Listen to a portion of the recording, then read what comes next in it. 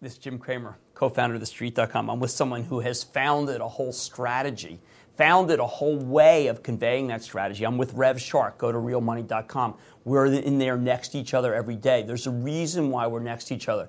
It's because both of us have tried to have provocative ways at looking at the market that we think that can make you money. One of the most elementary tenets is the idea that you should buy and hold. I am with someone who I think who has made a fortune in the market, who can help people stuck with that mentality. Rev Shark, the floor is yours. Thank you.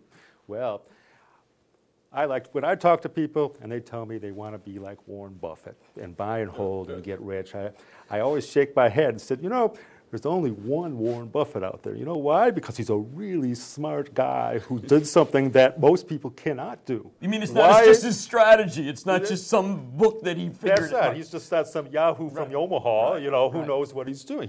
He is a genius at what he does. And people, for some reason, think that they can duplicate that easily by just buying a stock and holding it, and I'm going to become a multi-billionaire. Right. And that's not true. It's dangerous to do that. In fact, it's dangerous. You're saying that it's so-called prudent. It is not prudent.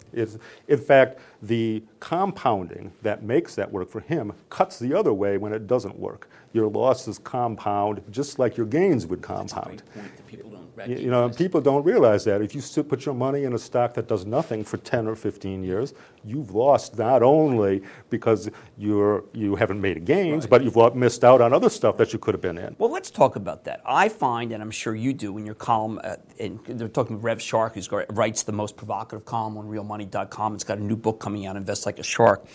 One of the things that I find is that you can't really dissuade a lot of people about this because they're so brainwashed. I'm sure they'll say to you, look, I have owned Sun Micro for years. And I hear you that you may not like it, but I've owned it, and therefore I should continue to own it. What do you do with that kind of really recidivist logic that seems to not be able to be broken? Well, you have to get people to realize they have an emotional attachment to a stock beyond it's not a dispassionate financial analysis. And people love stocks that have treated them well in the past. But, if you want a friend, buy a dog. Your stock is not going to be your best friend. Stocks have a limited time period in which they really excel. And most people don't realize that. There's a time period where those stocks are really going to produce those big gains, and you want to catch that and then move on to the next one. Is it possible that Walmart, which people have owned for years, or Johnson & Johnson, that those even have rises and then plateaus? Right. And there's the reason people don't, if you take advantage of that, plateaus and rises and that, you can, that's where you really get your gains up there. Okay. It's when you sit in something and you let it go down and then you have to make up those losses where your investment performance really deteriorates because you have to make up that ground all the time by being passive. And that doesn't work. And that doesn't work.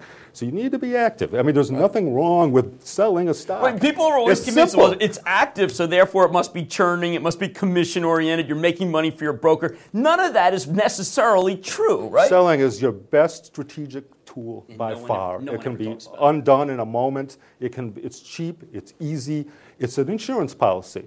Think about it. I like to think about it. I live in Florida where we get hurricanes that pay ridiculous amounts for insurance that hurricanes never hit.